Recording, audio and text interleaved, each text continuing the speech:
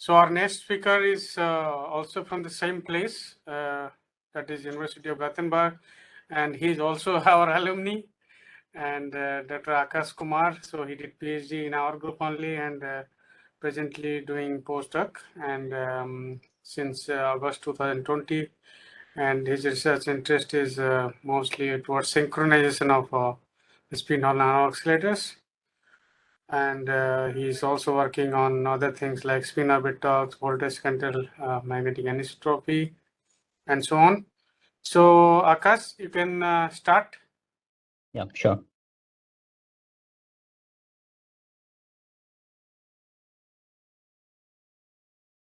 I guess you have to make me a co-host or something. Oh, sorry about that.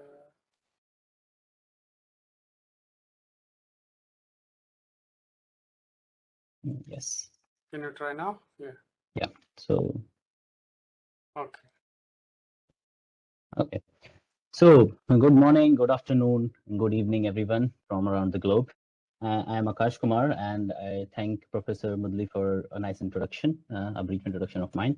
And today I will be going to discuss our recent experimental results on robust mutual synchronization and individual control of spin-Hall nano-oscillator chains.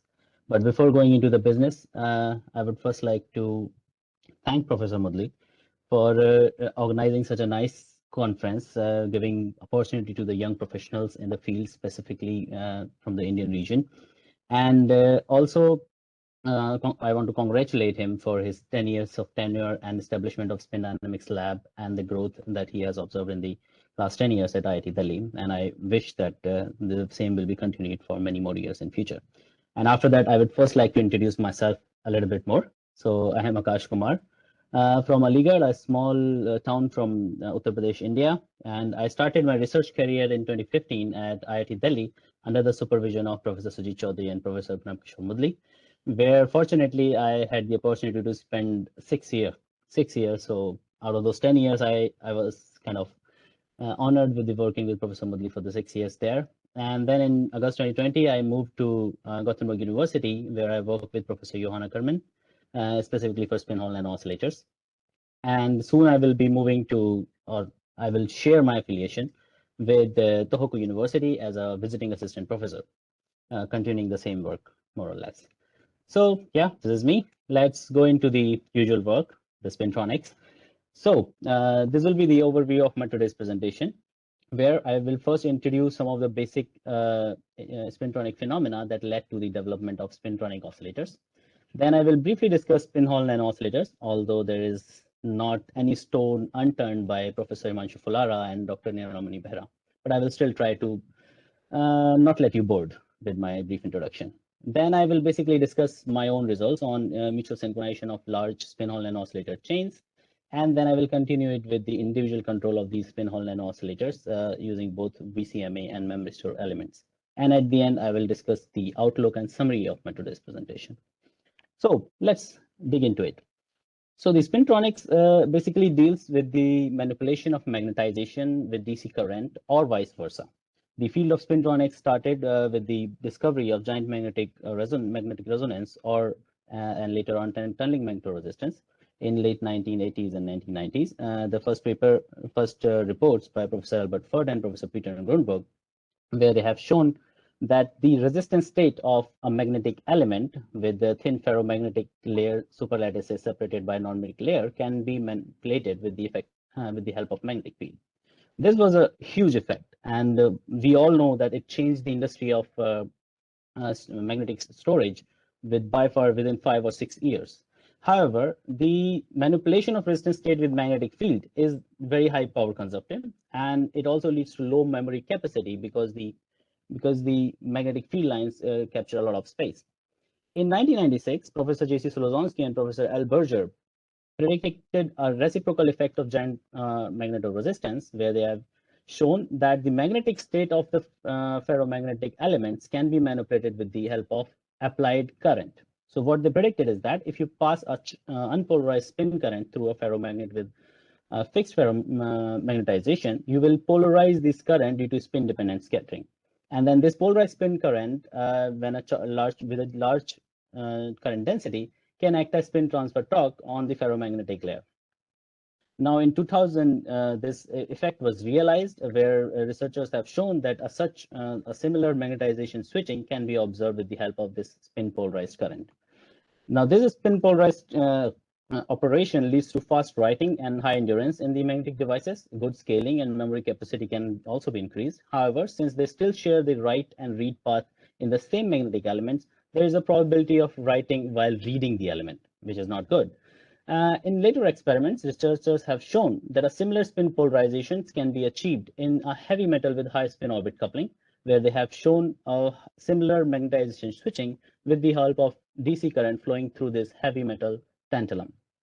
This pioneer work led to a new generation of SOT MRAM, where the write and read paths are separated, which increases the endurance of these devices. Now, the spin transfer torque or spin orbit torque, how does it work? It is very nicely explained by Professor Himanshu Fulara and Dr. Nilamani Bhera, so I will not go into detail. But today we will be talk about a condition where the spin transfer torque manages to compensate the damping and realize the stable precisions. These devices are very much known as spintronic oscillators. So let's just go into it without wasting any time. So soon after the realization of switching magnetization with the current, researchers from Cornell University have shown in a magnetic element the same spin polarized current can drive microwave oscillations in high gigahertz frequencies. Now, since these devices are really small size and the oscillations are in microwave range, they have various applications such as RF wireless communication, microwave assisted, hard drives, neuromorphic computing, and recently discovered or reported energy harvesting. Now, in later years, researchers have shown that similar to the switching in the using the spin Hall layer, one can also realize the microwave oscillations using spin Hall effect, and hence these devices are known as spin Hall nano oscillators. Now, let's see how the spin Hall effect works first of all. So the spin Hall effect was first discovered or predicted in 1970 by Dyakonov and Perel, and later revisited by Hirsch and Zhang in late 2000th century. In this effect, when a charge current passes through a heavy metal due to a spin orbit interaction, relativistic spin orbit interaction, the up and down spins get reflected in two different directions. Now, with a sufficiently large charge current density, you can exert a large spin orbit torque on the ferromagnetic magnetization and realize the switching or the auto oscillations. So in a consecutive paper from 2012 from the same group where they have shown the switching using giant spin Hall effect in tantalum, they have also shown coherent magnetization oscillations resulting in microwave oscillations in the same system, where they have used the spin polarization in tantalum thin films to generate auto oscillations in the magnetic tunnel junction elements. Later in 2012 and 2014, researchers from Germany have shown that a similar microwave oscillations can be generated in bilayer ferromagnet and non-magnetic layers, where the spin Hall effect in the platinum layer generates the required spin polarization, which finally acts a torque on the ferromagnetic layer to generate the microwave oscillations. Now, over the years, researchers have studied various geometries of these spin Hall nano oscillators, out of which the nanoconstriction spin Hall nano oscillator stands out with its wide range of properties such as wide frequency tunability, their nonlinear operation with magnetic field, their CMOS compatibility. I guess these things are very briefly discussed by Professor Himanshu Fulara in detail. And the most important thing is that their easy nanofabrication and their direct optical access, which gives you the opportunity to study them using Brilliant light scattering measurements or nitrogen vacancy magnetometry. And moreover, the nanoconstriction gives you an opportunity of rich coupling mechanisms when you place many oscillators in a chain or in a network, which we will discuss shortly. So I guess now you have a brief idea of how spin Hall nano oscillators actually work and what they are actually. So let's look into the mutual synchronization in spintronic oscillators in general first. So soon after the discovery of these microwave oscillations in magnetic elements in magnetic tunnel junction or nanocontact SHNOs, researchers in 2 consecutive papers in the same year have shown that 2 nanocontact SHNOs can be synchronized to each other, which results in high output power and very coherent line width. In subsequent study from our own group at University of Gothenburg, researchers have shown that similarly 5 nanocontact SHNOs can be synchronized which results in significantly higher output power and very coherent line width. Now, over the year, researchers from different parts of the world have explored different other applications of these mutual synchronization. Specifically, as pointed out and briefly discussed previously, the work from Professor Julie Gullier's group in 2018 reported that these synchronization in magnetic tunnel junction based oscillators can be used for reservoir computing, which is a phenomenal work as it stands. And recently, Dr. Raghav Sharma, who will be the next after me to talk about his recent works, he has shown that mutually synchronized magnetic tunnel junction based oscillators can also be used for energy harvesting from 2.4 gigahertz Wi-Fi signals that we have all around us. These are some phenomenal works that motivate us to study the mutual synchronization in these devices or in general in spintronic oscillators. However, as previously pointed out by Professor Fulara as well, that the fabrication of magnetic tunnel junctions, specifically when you want to scale them, is very difficult based on their interconnections. So one alternative is to use the rich coupling mechanism in spin Hall nano-oscillators. So in 2017, a senior researcher from our group, Ahmad Awad, have shown that if we place such nanoconstriction in a chain, we can synchronize up to 9 oscillators in a chain, resulting in similar output power as previously seen for SHNOs and very coherent line width of about 1 megahertz. In a subsequent work, we have shown in our group that a 2-dimensional arrays of SHNOs can be synchronized, where 8x8, that is 64 oscillators, are synchronized to result in high output power and very coherent line width. In the same work, we have also shown that a 4x4 array of spin Hall nano oscillators can be utilized to deliver the same reservoir computing work that was previously reported using magnetic tunnel junctions. Now, there is some particular benefits in the synchronization in longer chains. One of them is that they share the same threshold current density, which is very necessary for energy efficient operation. The another is that when you have oscillators in a chain, you have easier synchronization because of propagating spin waves and direct mode coupling. So we wanted to explore that how much more oscillators can we expand in a single chain of oscillators. So for this, we chose the various standard materials that we have optimized over the years, that is tungsten CFB MgO, tungsten NiFe hafnium oxide, and NiFe hafnium dusting layer platinum layer structures. So in this one, we fabricate our oscillators using with the help of EBL and argonine milling. Here you can see a nanoconstriction SEM image, and then to fabricate the chain of oscillators, we place these nanoconstriction apart from each other with the help of a wide bridge in between them.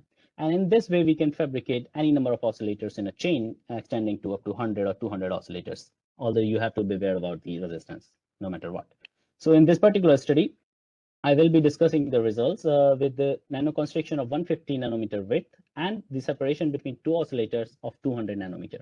On the right-hand side, you can see the resistance of these oscillators with number of oscillators in a chain. And you can see in the case of NiFe tungsten, every SHNO adds about 100 ohm of resistance. And in the case of CFB tungsten, every constriction adds about 264 ohm of resistance because of high resistivity from CFB and lower thickness.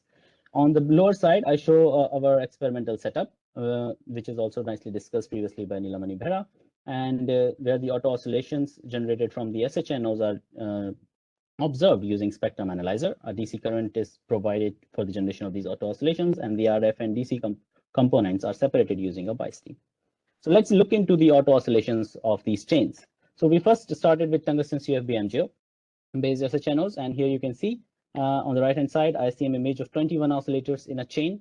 We start with a single oscillator. We observe the very nice coherent auto oscillation. Then we put into 2 nanoconstriction, 5 nanoconstriction, 10 nanoconstriction, 15, and 21. And you can see even for the 21 nanoconstriction, we can synchronize a very coherent signal with only one auto oscillation frequency.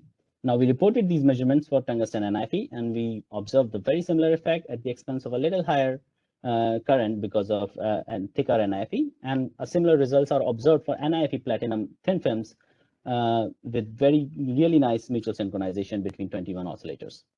Now let's look into their properties when they are synchronized.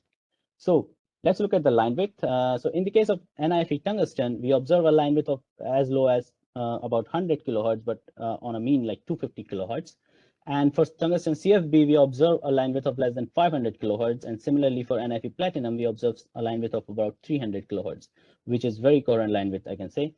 And if we look at the quality factor in a single chain, we observe a largest quality factor for tungsten NiF, that is a 42,000 quality factor, which is highest reported for oscillators in a chain. Similar to line width, we observe the peak power in this system, where we observe that in the synchronized state, we observe a significantly higher peak power compared to the unsynchronized state that you can also see here. Similarly, similar observations are observed for all the three systems, that is tungsten NiF, tungsten CFB, and NiF platinum, which says that there is very little to no difference with the systems in this aspect. Now, if you look at the development of these parameters with number of oscillators, yes, we observe 1/n dependence of line width, which is pretty linear, as all the synchronization theory suggests. And similarly, the peak power increases with n square here. And if we look at the quality factor increases linearly with number of oscillators.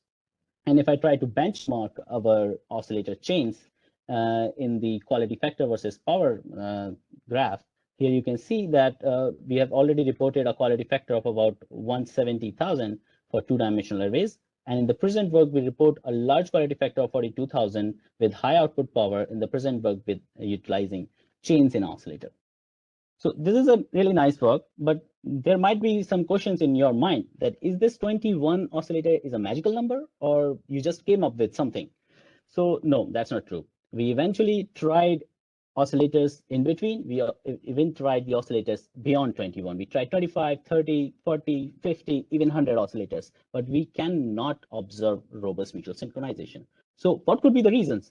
The reason that we understand with our knowledge of spin Hall nano-oscillators and their mutual synchronization are two major reasons.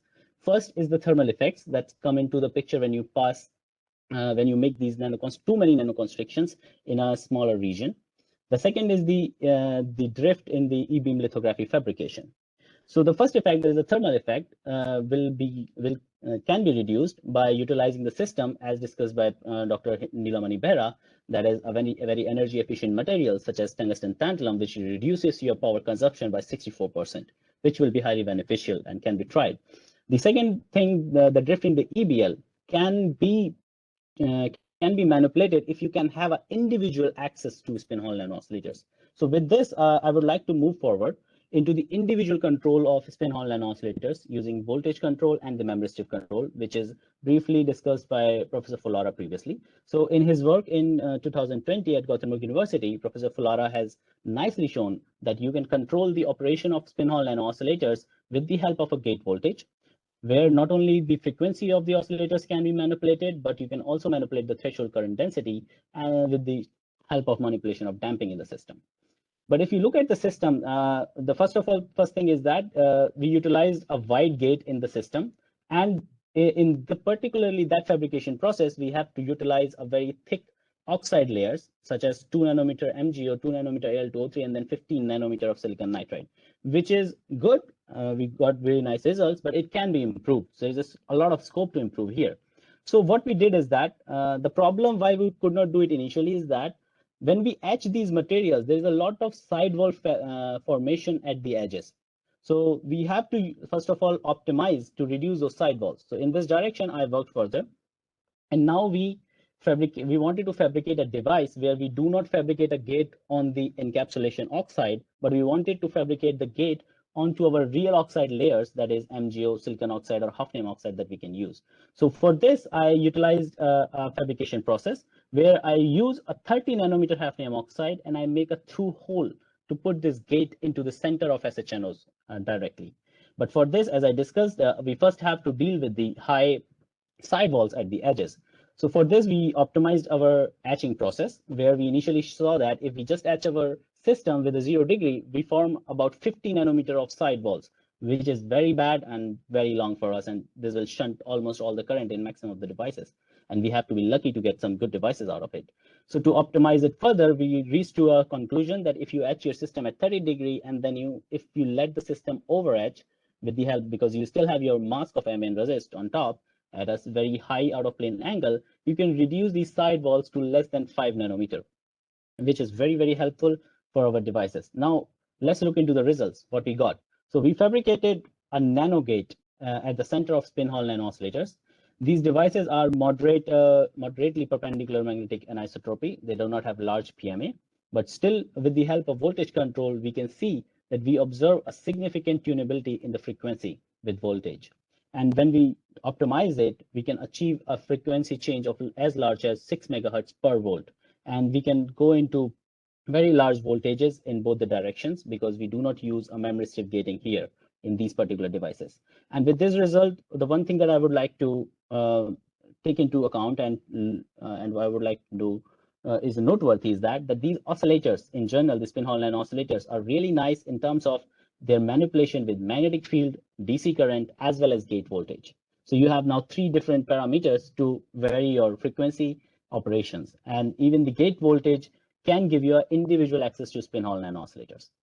Now, let's look into the another work that has previously discussed is the memristive control of these SHNOs. So the basic difference between voltage control and memristive control is that in the voltage control, you actually apply an electric field and you try to change the PMA strength or the damping in your system. However, in the memristive channel, when you form a conductive channel between your gate and the insulating layer, you basically form a current path and adds a memristive current, which is very nicely discussed previously in the first talk. So we have already shown that when you use a gate on a chain of oscillators, you can synchronize, you can manipulate the synchronization of spin Hall nano oscillator using this memristive current. Now we wanted to do the same thing with the help of our nano gates. So what we did is that we fabricated these nano gates just before of our SHNOs. Now the good thing is that we don't need to fabricate these holes exactly at the center because we don't want to apply the voltage anymore. We just want to add some current. So it's good that if we fabricate it before our oscillators. So we utilize the tungsten CFB and hafnium oxide layers. So only a 4 nanometer hafnium oxide, no complex oxide in the present system. And the top electrodes are formed using titanium, copper, and platinum, where titanium is a very active memristive material, which gives the formation of these memristive channel into the system. Now here I show our leak current versus voltage, and you can clearly see we observe around 4 volt of forming voltage for our system. And after that, every at application of 2 volts, we set our system from high resistive state to the low resistive state, and vice versa. We reset our system at around negative 2.1 volts from low resistive state to high resistive state. So you can see that we repeated these cycles for many cycles, and we can observe very similar results, which shows the reproducibility of these devices is pretty nice. So if you make synaptic neurons with these, it will be very highly beneficial. So we started with a single oscillator. So here you can see our current-based auto oscillation frequency variation. And as soon as our memristor kicks into from high resistive state to low resistive state, it adds up about 100 microamp of current. So our auto oscillation sets from here to about here, that you can clearly observe here. And when we do a reverse sweep, we observe that as soon as our compliance is met, we can manipulate the current flowing through the memristor pretty largely up until it resets to a high resistive state and gives you the same behavior as you were observing in the high resistive state. So these results shows clearly that these devices or these gates that we are forming are pretty non-volatile, and you save what you want these states to be, either high resistive or low resistive. Let's look into if we can control the mutual synchronization in these states. So we started with two nanoconstriction based spin Hall nano oscillators, where both of them are separated by a large distance of 500 nanometer, resulting in not robust synchronization, but you can clearly see the single oscillators working as well. So we study at 2 different places. A first place where there was a synchronization at 0 application of voltage, and another place where the oscillators were desynchronized even at the 0 gate voltage. So now in the subsequent graphs, you can clearly see that with application of this memristive current, you can desynchronize this synchronized oscillator as soon as your oscillator goes to the low resistive state. And similarly, if you have a unsynchronized state, you can synchronize these oscillators in the low resistance state with the help of application of this memristive current through the system. So this results clearly shows that how you can manipulate the mutual synchronization with the help of these external variables such as voltage control or memristive elements, and this can be extended for synchronization in even larger chains, which can be explored in future. So with this, I would like to summarize my results. So first of all, I showed you a synchronization in large chains of up to 21 oscillators, which can give you an unprecedented output power, about 200 picowatts, and a significantly lower line width, less than 250 kilohertz. Now, if I look at the outlook of these studies, that we can even enhance the synchronization in rectangular arrays compared to the two-dimensional arrays that we previously discussed, utilizing efficient coupling mechanism between a chain of oscillators. In the second part, I discussed the voltage control of SHNOs, which is highly energy efficient compared to the current control, and it can be further explored, scaled to the two-dimensional or rectangular arrays for individual control using the nano-gating, the precise nano-gating that we have introduced now. And in the last part, I have discussed the memristive elements. Now, since these memristive elements are very non-volatile, these can be very helpful for designing a synaptic neuron devices for mimicking human brain, as previously discussed by Professor Himanshu Fulara. And these are also very highly scalable to arrays of oscillators. With this, I would like to thank you all and my group member who have directly and indirectly contributed to these research works at Applied Spintronics Group, University of Gothenburg. Thank you. Okay, thank you, Akash, for this very interesting talk. So, are there any questions? I don't see any question yet. But I was wondering when you were showing this structure, so there is some kind of hole. Yes. Yeah. So the hole is made into the 30 nanometer hafnium oxide. So we have this 30 nanometer hafnium oxide, and we make a hole into the center of these SHNOs, so that the metal should pass through this 30 nanometer hafnium oxide, and you will have the gate exactly onto your desired oxide that you have in the system. But then it is there's a contact, no?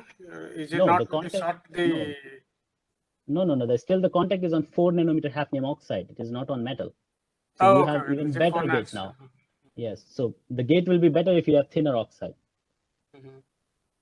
You can reduce the forming, not forming, but you can reduce the set voltages. So now you can see that I have the set voltage of around 2 volts. So if you reduce the hafnium oxide thickness even further, you can even reduce it to less than 1 volt and make your system very reliable and low voltage operating. Yeah. Okay. I have a very little question, I guess. Can I ask now? Yes. Thank you, Akash. It's a very excellent talk, a very excellent work. I was wondering, so is it hafnium oxide is better than magnesium oxide, or why did you choose hafnium oxide instead of MgO? Yeah. So one of the problem is the technical issue. If you use MgO, you have to cap it with another oxide. Otherwise, it will get bad, right? It depends. Okay. Okay. Most of the time, the technical reason is okay, but for application purposes. And with hafnium oxide, we observe the same PMA strength as for MgO. So, and the dielectric constant of hafnium oxide is better. So we make a much better gates there. Okay. So there are basically 3 reasons that I could point out. Yeah. Can I ask one question in connection to Sajid? Yes, please. Yeah. Thank you for the nice talk, Akash. Do you know what is the spin orbit coupling of hafnium oxide? In orbit coupling of hafnium oxide. Yeah, spin orbit. So this is mainly used for oxide. So I assume there will be some interfacial effects, but as the PMA and the damping we observed is very similar to the MgO, we did not look into that into detail. Okay, thank you. Okay, there is one question by Professor Vincent. Yeah. Like Can you hear me? Can you hear me? Yes. Yes. Okay. Thank you very much. Very nice talk. I have a question, because in the last part, you clearly show that with the voltage control, you can synchronize and desynchronize thanks to the gate. I wonder, because in the first part where you have a mutual synchronization with large number of oscillators, it seems that you never see desynchronization. I mean, you clearly see before synchronization different frequencies, but even for very high current, you never reach desynchronization. Can you comment on this, please? Yeah, one of the reasons that we did not observe the desynchronization is the separation between oscillators there. So as I already told that those devices were made with 200 nanometer separation only. So as discussed previously by Professor Himanshu Fulara, that when you go too much of out of plane, you are not localizing your auto oscillation region. So these regions are overlapping with each other, or there is a propagating spin wave between them, which leads to a very strong synchronization if you have very short spacing between oscillators. However, in this particular work, to particularly showcase that we can synchronize or desynchronize with the help of gate, we chose oscillators with very large distance of 500 nanometers. So that was the reason why. I wonder, for example, if you ever try to I don't know, to add like a transverse magnetic field in order to split a bit more the frequencies between the different oscillators or things like this, or this is too complicated? No, you are exactly right. Means you can manipulate the synchronization with the help of magnetic field, because these oscillators are non-linear in nature.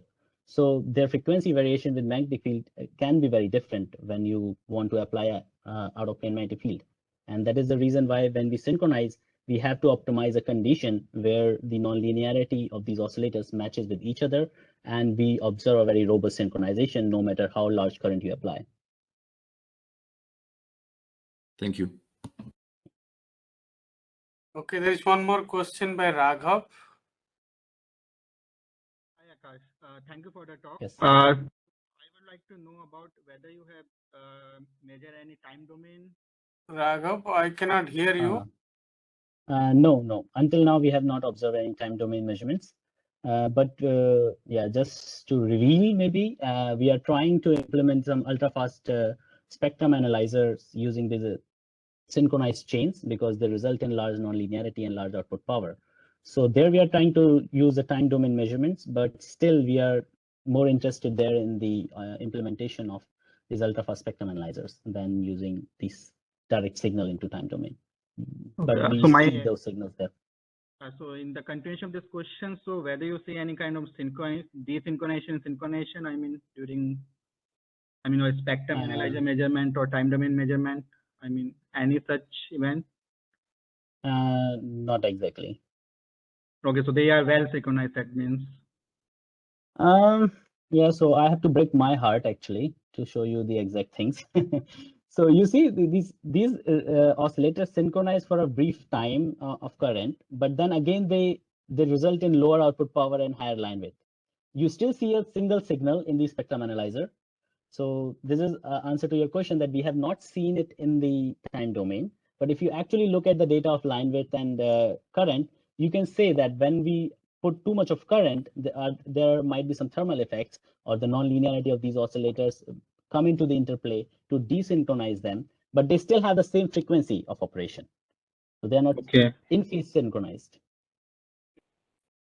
Okay, thank you. Okay, thank you, Akash.